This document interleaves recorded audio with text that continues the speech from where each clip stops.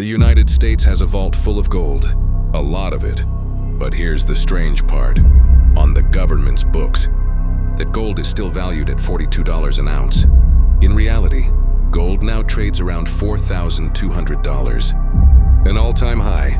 Now some lawmakers in Washington are talking about changing that, revaluing America's gold to match real-world prices.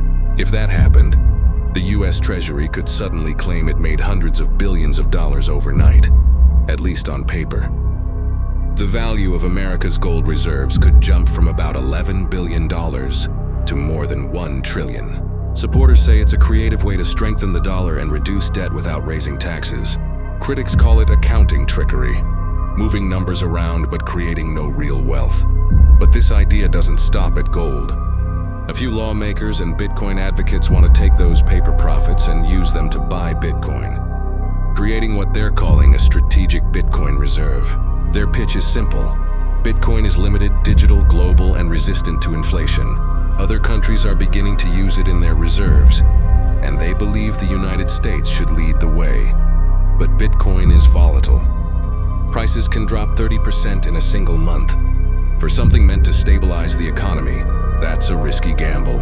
And unlike gold, there's no vault or physical asset, just code, encryption, and the belief that it holds value. Still, history shows revaluing gold isn't new. In 1934, President Franklin D. Roosevelt raised gold prices from $20.67 to $35 an ounce, a 69% jump overnight. That move boosted the value of U.S. reserves and helped fund Depression-era recovery programs. If the government did something similar today, it could rewrite the country's financial playbook once again, this time with digital gold in the mix.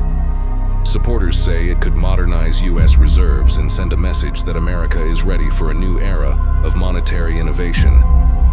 For most Americans, though, it wouldn't mean much right away.